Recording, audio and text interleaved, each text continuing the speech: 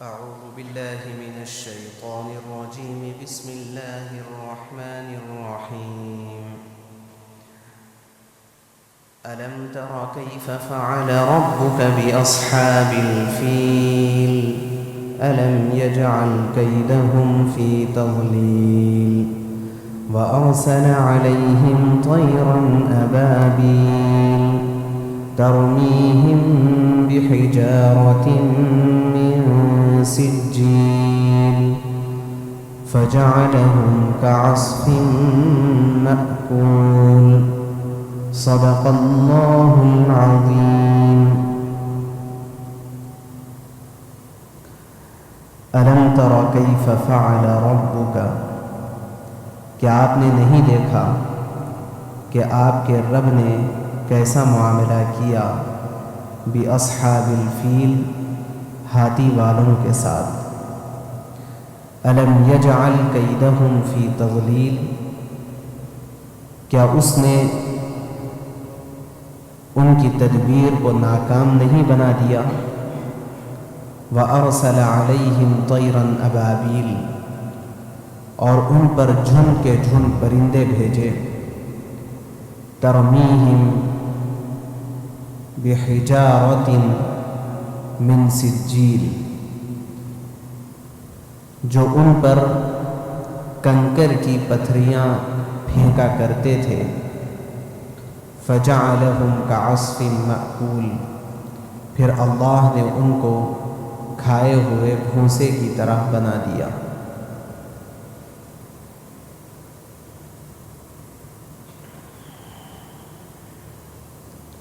قرآن پاک میں کئی ایک صورتیں ایسی ہیں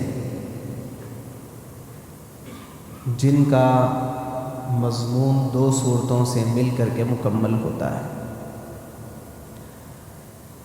جیسے سورۃ الضحیٰ اور سورۃ الانشراح. ایسے ہی معوذتین ہیں، قل اعوذ برب الفلق، قل اعوذ برب الناس. ایسے ہی وہ مفسرین جو سورہ انفال اور سورہ براءت کو الگ الگ صورت مانتے ہیں، ان کے نزدیک یہ دو صورتیں ہیں. انہی صورتوں میں سے سورہ فیل اور سورہ قریش بھی ہیں. یہ دو صورتیں مل کر کے اس کا مضمون مکمل ہوتا ہے.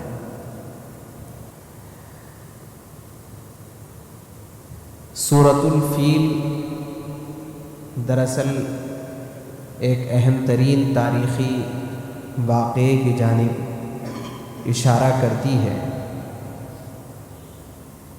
جس کا تعلق ارہاسات سے ہے. انبیاء علیہم السلام کی بعثت کے بعد اس نبی کی تصدیق کے لیے جو خلاف عادت واقعات نبی کے ہاتھ پر پیش آتے ہیں اس کو معجزات کہتے ہیں. اور نبی کی بعثت سے پہلے اگر کچھ عجیب خلاف عادت واقعات پیش آئیں تو اس کو ارہاسات کہتے ہیں. ابن کثیر نے اس واقعے کو ہی حضرت نبی اکرم صلی اللہ علیہ وسلم کے معجزات میں سے قرار دیا، مگر اکثر مفسرین کا کہنا یہ ہے کہ معجزہ تو وہ ہوتا ہے جو نبی کی بعثت کے بعد، اس کے اعلان نبوت کے بعد اس کے ہاتھ پر پیش آئے. نبی کے پیدائش سے پہلے اور نبوت سے پہلے جو واقعات پیش آتے ہیں خلاف عادت، اس کو ارہاسات کہتے ہیں. یہ واقعہ بھی ارہاسات میں سے ہے، اور رسول اللہ صلی اللہ علیہ وسلم کی ولادت سے تقریباً 70 دن پہلے یہ واقعہ پیش آیا ہے. اور بعض مفسرین نے کتنے دن پہلے، کتنے مہینے پہلے اس کی تو صراحت نہیں کی ہے، البتہ اتنا کہا ہے کہ جس سال آپ صلی اللہ علیہ وسلم کی ولادت ہوئی اسی سال یہ واقعہ پیش آیا. اس واقعے کو سمجھنے کے لیے کچھ تھوڑا سا تاریخی پس منظر بھی ہمارے سامنے رہنا مفید ہوتا ہے کہ قدیم تاریخی لحاظ سے، جغرافیائی لحاظ سے اگر دیکھا جائے تو اصل 3 بر اعظم تھے جس کا شمار ہوتا تھا۔ ایک ایشیا اور ایک افریقہ اور تیسرا یورپ۔ جہاں تک امریکہ کے 2 بر اعظم تھے وہ تو گویا کہ دنیا سے ایک بالکل کٹا ہوا علاقہ تھا اس وقت۔ اس وقت گلوبلائزیشن کا جو زمانہ ہے اس کے لحاظ سے ہم پوری دنیا کا جب تصور کرتے ہیں تو اس کے اندر ایک اہم ترین پارٹ امریکہ کے یہ دونوں بر اعظم ساؤتھ اور نارتھ امریکہ یہ دونوں شمار ہوتے ہیں۔ لیکن پہلے عام طور پر جو تاریخ ملتی ہے وہ یہی 3 بر اعظم سے متعلق ہے، یورپ، ایشیا اور افریقہ۔ اور یہ تینوں بر اعظم اپنی جگہ بہت اہمیت کے حامل ہیں۔ ان 3 بر اعظم میں تاریخی اعتبار سے عراق کو بہت قدامت حاصل ہے۔ بہت ساری قومیں آئی ہیں، وہاں آباد ہوئی ہیں، بکھری ہیں، بہت سارے واقعات پیش آئے ہیں۔ بابل وغیرہ یہ سب عراق میں ہی تھے، اس کے اطراف و اکناف۔ اسی طرح مصر کو بھی بہت تاریخی حیثیت حاصل ہے، اور تیسرے نمبر پر یمن کو بہت تاریخی حیثیت حاصل ہے۔ ہوتا یہ تھا کہ جب کسی بھی علاقے کے تجارتی ساز و سامان کے منتقل کرنے کی بات ہوتی تھی تو جیسے اس زمانے میں ہے کہ بری جو راستے ہوتے ہیں وہ بری راستوں کا بہت اہتمام ہوتا ہے، بڑا اس کی اہمیت ہے۔ اسی کے ساتھ ساتھ جو بحری راستے ہیں اس کی بھی اپنی جگہ بہت اہمیت ہے۔ قدیم تاریخ سے جو بندرگاہ ہوتی ہے، جو سی پورٹ ہوتا ہے، اس کا بہت لحاظ کیا جاتا ہے، اور وہ ممالک جن ممالک کو کوئی اہم سی پورٹ لگتا ہے، جیسے اس وقت بھی ان ممالک کی بہت اہمیت ہوتی ہے کسی تجارتی پوائنٹ آف ویو سے دیکھا جائے، تو اس زمانے کے اندر بھی تجارتی نقطۂ نظر سے وہ ممالک جہاں سی پورٹ ہوا کرتا تھا اس کی بہت اہمیت تھی۔ لہٰذا ملک شام اور ملک یمن یہ دونوں کو اسی نقطۂ نظر سے بہت اہمیت حاصل ہے۔ ملک شام کو اس طرف میڈیٹیرین لگتا ہے، اور ابھی جو سیریا ہے وہ سیریا تو تقسیم ہو گیا ہے 4-5 ممالک میں، جارڈن ہے، اسرائیل ہے، فلسطین ہے، لبنان ہے، یہ سب ملک شام کے علاقے ہیں۔ اور اسے ایک بہت اہم ترین سی پورٹ لگتا تھا جس کے ذریعے سے یورپ سے جتنی تجارت ہوتی تھی وہ ساری کی ساری ملک شام سے ہو کر کے ایشیا میں آتی تھی۔ یورپ کا سارا تجارتی مال، اور ادھر چین ہے، ہندوستان ہے، اور اس کے اطراف و اکناف کے جو علاقے ہیں، ان علاقوں کے تجارتی مال کے نقل مکانی کے لیے جو سب سے اہم سی پورٹ تھا وہ دراصل ملک یمن کا تھا۔ یمن کی صورتحال اگر اب کے لحاظ سے دیکھی جائے تو ہمیں یمن کے سلسلے میں ایک عجیب قسم کا تصور قائم ہے کہ ایک انتہائی غریب ترین ملک سمجھا جاتا ہے، اور اس وقت ہو بھی گیا ہے۔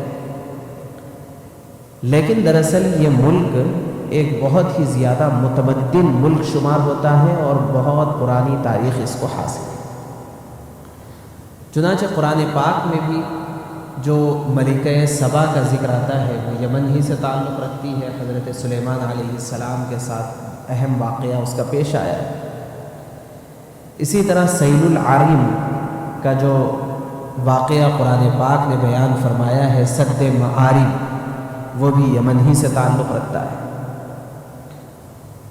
تو یمن کو ایک بہت اہمیت حاصل تھی اس لحاظ سے کہ اہل یمن نے اپنے پاس ایک بہت بڑا ڈیم بنایا ہوا تھا، اور اس ڈیم کے نتیجے میں ان کے پاس جو زراعتی نظام تھا وہ بہت ہی زیادہ مضبوط تھا۔ تو زراعتی نقطۂ نظر سے، اس کے لحاظ سے ان کے پاس بہت زیادہ خوشحالی تھی۔ دوسرے یہ کہ تجارت بھی ان کی تھی، اور تجارتی لحاظ سے بھی ان کا ایک بہت بڑا مقام تھا، اس وجہ سے بھی ان کے پاس بہت زیادہ خوشحالی تھی۔ ایک بہت لمبا عرصہ یمن کے اوپر ایسا گزرا ہے کہ یمن بہت زیادہ متمدن ملک تھا، بہت بہترین تہذیب والا ملک تھا، اور بڑی تجارتیں یمن سے پوری دنیا کے اندر چلا کرتی تھی، اور مختلف اطراف و اکناف کے لوگ بھی جا کر کے یمن میں آباد ہو گئے تھے۔ حتیٰ کہ بنی اسماعیل جو حضرت ابراہیم علیہ السلام کی ایک دوسرا سلسلہ چلا ہے، ایک تو بنی اسرائیل ہے جو وہاں ملک شام اور اس کے اطراف و اکناف میں آباد ہوئے، اور بنی اسماعیل جو حضرت ہاجرہ اور حضرت اسماعیل علیہ السلام سے جو نسل چلی ہے وہ ادھر حجاز میں آباد ہوئے تھے، لیکن حجاز میں اس زمانے میں کوئی خاص تمدن نہیں تھا، تو یہ سب یمن میں چلے گئے تھے۔ ان میں سے بہت سارے لوگ یمن میں جا کر کے آباد ہوئے تھے، لہٰذا یمن کو ایک بہت اہمیت حاصل ہے۔ ہوا یوں کہ سن 450 میں 450 عیسوی میں یہ جو سد معارم تھا، یمن کا جو ڈیم تھا، اس کا بند ٹوٹا اور اہل یمن کے اوپر عذاب آیا، اور اس کے نتیجے میں ان کی پوری معیشت بھی تباہ ہو گئی، اور ان کے کھیت اور ان کے سارے باغات وغیرہ سب کے سب تباہ و برباد ہو گئے۔ بڑا زبردست عذاب آیا، اور اس کے بعد جو یمن کے قبائل تھے وہ سب کے سب بکھر گئے۔ چنانچہ انہی میں سے کچھ قبائل ادھر حجاز میں آئے، یہ اوس و خزرج انہی میں سے ہے جو حجاز میں آ کر کے آباد ہوئے، مدینے کے وہ قبائل مشہور۔ ایسے ہی جو قبائل یہاں مکہ مکرمہ سے جا کر کے وہاں آباد ہوئے تھے وہ واپس پھر مکہ مکرمہ آ کر کے آباد ہوئے،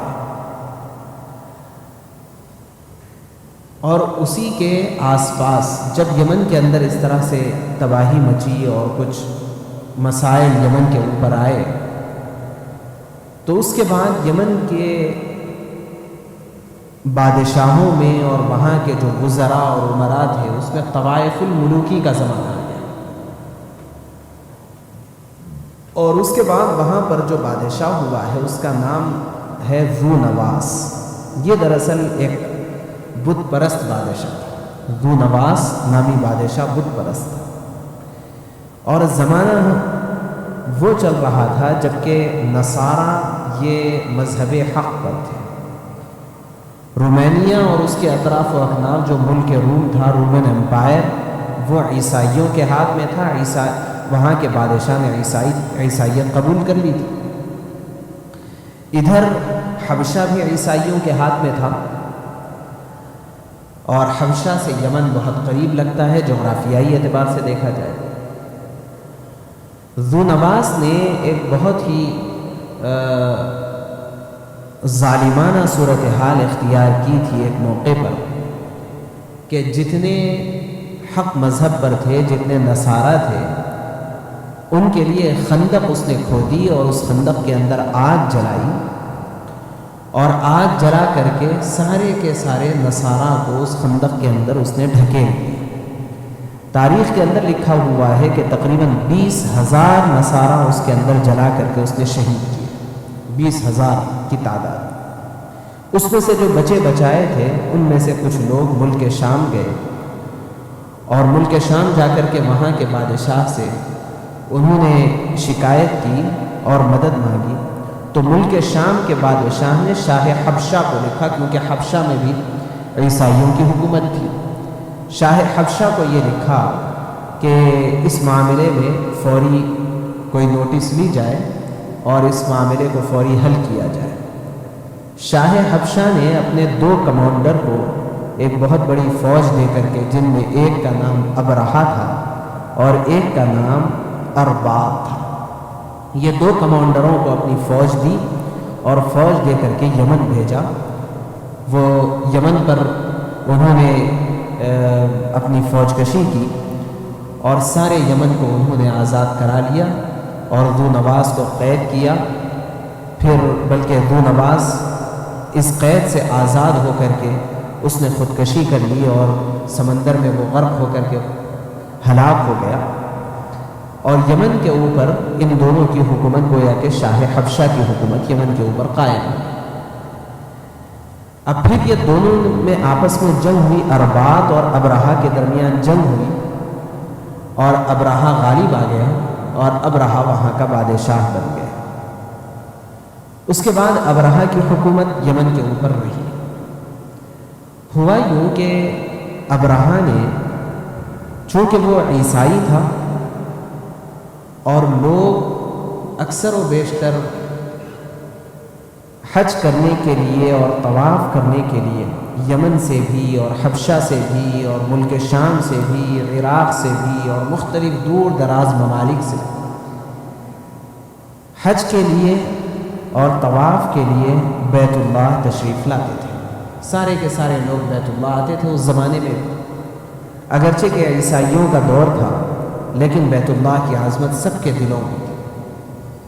ابرہہ کو اس سے بہت زیادہ تکلیف ہوتی تھی، اور تکلیف کی ایک وجہ یہ بھی تھی کہ اس وقت بیت اللہ کے حفاظت پر جو لوگ مامور تھے وہ بت پرست ہو گئے تھے۔ اسے یہ تکلیف تھی کہ بت پرستوں کے پاس جا کر کے عبادت کرتے ہو، لہٰذا اس نے یہ سوچا کہ یمن صنعاء کے علاقے میں، جو یمن کا دارالخلافہ تھا، اس نے وہاں پر ایک انتہائی قیمتی ہیرے اور جواہرات سے مرصع ایک گھر اس نے وہاں پر بنوایا، بلکہ ایک عبادت خانہ بنوایا، اور سارے لوگوں میں یہ اعلان کر دیا کہ جس کسی کو عبادت کرنا ہو اور طواف کرنا ہو وہ بیت اللہ نہیں جائے گا، بلکہ اس کنیسہ اور اس عبادت خانے کے پاس آئے، یہیں پر عبادت کرے اور اسی کا طواف کرے۔ عربوں کے لیے یہ بات ناقابل برداشت تھی، لہٰذا عربوں میں سے 2 روایتیں ملتی ہیں۔ ایک روایت یہ ملتی ہے کہ ایک شخص اس کنیسہ کے پاس گیا اور وہاں پر اس نے غلاظت کر دی۔ دوسری روایت یہ ملتی ہے کہ عربوں کا ایک قافلہ وہاں قریب میں آ کر کے ٹھہرا اور اس نے کچھ جلایا تھا پکوان وغیرہ کے لیے، تو اس کی آنچ کا ایک ٹکڑا اڑا اور وہ اس کنیسہ کے اوپر جا کر کے وہ انگارہ گرا، جس کی وجہ سے کنیسہ میں آگ لگی اور بہت بڑا نقصان اس کنیسہ کا ہو گیا۔ یہ واقعہ جب پیش آیا تو ابرہہ کو بہت زیادہ غصہ آیا اور اس نے یہ سوچا کہ ہو نہ ہو یہ عربوں نے حسد کی وجہ سے اس کو نقصان پہنچایا ہے، لہٰذا ہم اپنا لشکر لے کر کے جائیں گے اور نعوذ باللہ کعبۃ اللہ کی اینٹ سے اینٹ بجا دیں گے۔ اس نے یہ طے کیا اور یہ اپنے ارادے کا اظہار اس نے شاہ حبشہ کو خط کے ذریعے سے کیا اور کہا کہ اس کے لیے مجھے مدد چاہیے۔ تو حبشہ کے بادشاہ کے پاس ایک بہت ہی طاقتور ہاتھی تھا جس کا نام محمود تھا۔ اس نے مدد کے طور پر محمود نامی ہاتھی کو ابرہہ کے پاس بھیج دیا۔ یہ اور بھی ہاتھیوں کو جمع کیا اور ایک بڑا زبردست لشکر جرار اس نے تیار کیا۔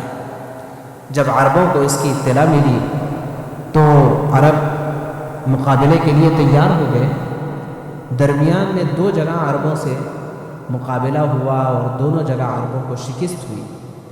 اور اصل میں اللہ تبارک و تعالیٰ بھی یہ چاہتے تھے کہ اصل ان کا جو نتیجہ ہے اور جو ان کا انجام ہے وہ سارے عالم کو دکھلائے۔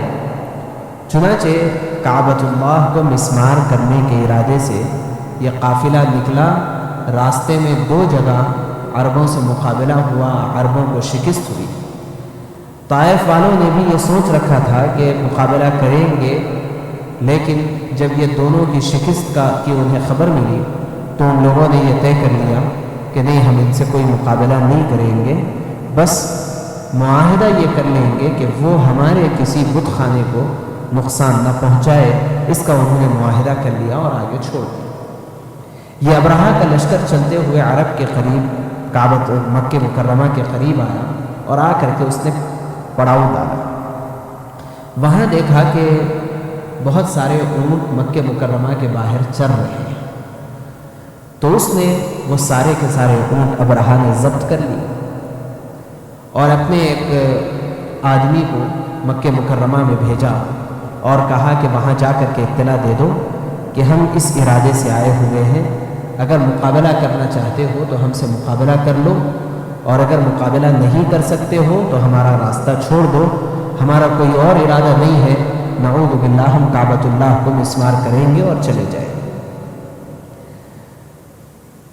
جب وہ قاصد آیا اور اس نے مختلف لوگوں کو یہ کہا تو انہوں نے عبد المطلب کے پاس اس شخص کو بھیج دیا۔ عبد المطلب کے پاس وہ شخص آیا اور آ کر کے اس شخص نے یہ سارا واقعہ عبد المطلب کو سنایا۔ تو عبد المطلب نے چند ساتھیوں کو ساتھ لیا اور لے کر کے کہا کہ ہم ملاقات کرنا چاہتے ہیں، چلیے۔ تو ابرہہ کے پاس جب عبد المطلب داخل ہوئے تو بہت وجیح، بہت وجاہت والا چہرہ تھا، بہت ہی زیادہ لہیم شہیم، اور اللہ تبارک و تعالیٰ نے انہیں ایک عجیب قسم کا رعب ان کے چہرے کے اوپر اللہ نے رکھا تھا۔ جیسے ہی خیمے میں داخل ہوئے تو ابرہہ کے اوپر ایک عجیب قسم کا رعب طاری ہوا۔ وہ اپنے تخت سے نیچے اتر کر کے بیٹھ گیا اور اس کے بعد اجازت دی آنے کی۔ عبد المطلب آئے اور آنے کے بعد انہوں نے بات چیت کی، اور بات چیت کے دوران پوچھا کہ کیسے آنا ہوا، تو اس نے کہہ دیا کہ ہم اس ارادے سے آئے ہیں۔ عبد المطلب نے کہا کہ ہمیں یہ اطلاع ملی ہے کہ ہمارے 200 اونٹ بھی آپ ضبط کر لیے۔ تو اس نے کہا کہ ہاں، اونٹ بھی ضبط کر لیا۔ تو عبد المطلب نے کہا کہ ہمارے اونٹ چھوڑ دیجیے، بقیہ ہم آپ سے کچھ اور تعارض نہیں کریں گے، کچھ نہیں چھیڑیں گے، کچھ اور بات نہیں کرنا چاہیں۔ ابرہہ کو بہت تعجب ہوا کہ عبد المطلب تو متولی ہے بیت اللہ کے، کعبۃ اللہ کے، اور کعبۃ اللہ کو ڈھانے کے ارادے سے ہم آئے ہیں، لیکن اس سلسلے میں کوئی بات کرنے کے بجائے انہیں اپنے اونٹوں کی پڑی ہے۔ تو اس نے تعجب سے پوچھا کہ میں اتنے بڑے ارادے سے اور اتنے بڑے عزائم کو لے کر کے ہم آئے ہیں، آپ اس کے متولی ہیں، لیکن آپ اس بارے میں کوئی بات نہیں کرتے اور آپ کو اپنے اونٹوں کی پڑی ہے۔ عبد المطلب نے بڑا تاریخی جواب دیا اور کہا کہ اونٹ میرے ہیں، اس وجہ سے اونٹوں کی فکر مجھے پڑی ہے، وہ بیت اللہ اور کعبۃ اللہ اللہ کا گھر ہے، جس کا گھر ہے اس کی حفاظت کا انتظام وہ خود کر لے۔ یہ سن کر کے اس نے اونٹ تو چھوڑ دیے۔ عبد المطلب وہاں سے واپس ہوئے اور اپنے ساتھیوں کو لے کر کے کعبۃ اللہ کی دیواروں کو پکڑ کر کے ان سب نے مل کر کے اللہ سے دعا مانگی۔ یہ سب کے سب اگرچہ کہ موحد تھے، لیکن بت پرستی ان کے اندر جو آئی تھی اس کے سلسلے میں گزشتہ تفسیر کے دوران بات آئی۔ وہ بھی کہا کرتے تھے ما نعبدهم الا ليقربونا الى الله زلفا، یہ سب جو بتوں کی ہم عبادت کرتے ہیں، یہ بت ہمیں اللہ سے قریب کر سکتے ہیں، اس وجہ سے ہم ان کو پوجتے ہیں، ورنہ یہ سب کے سب اللہ کو مانتے تھے۔ بہرحال اللہ سے انہوں نے دعائیں کی اور اس کے بعد بہت رو دھو کر کے دعائیں کرنے کے بعد جب ان کو اطمینان ہو گیا کہ اب اللہ کی مدد آئے گی، تو یہ سب کے سب مکے والے اطراف و اکناف پہاڑوں پہ چلے گئے اور وہاں سے وہ اللہ کی مدد کا انتظار کرنے لگے۔ یہاں یہ قافلہ آگے بڑھا صبح ہوئی تو قافلہ آگے بڑھا، اور محمود نامی جو اصل ہاتھی تھا، جس کے ذریعے ان کا ارادہ یہ تھا کہ بیت اللہ کے جو ستون ہیں یہ بہت زیادہ مضبوط ہے، یہ ستونوں سے ان ہاتھیوں کو باندھ کر کے جب ہم چلا دیں گے تو یہ ستون گر جائیں گے، جب ستون گر جائیں گے تو بیت اللہ نعوذ باللہ گر جائے۔ اب قافلے کو آگے بڑھانے کے لیے یہ ہاتھیوں کو آگے چلایا گیا۔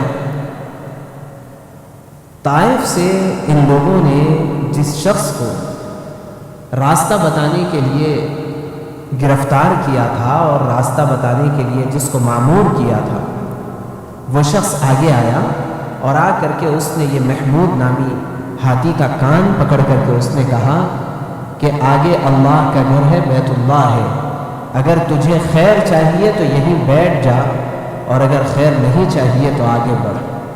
یہ سننا تھا کہ وہ ہاتھی وہیں پر بیٹھ گیا۔ اس کے بعد اس ہاتھی کو اٹھانے کی کوشش بہت کی گئی، بڑے بڑے لوہے کے گرز لا کر کے اس کو مارا گیا، لیکن کسی سے وہ ہاتھی نہیں اٹھا۔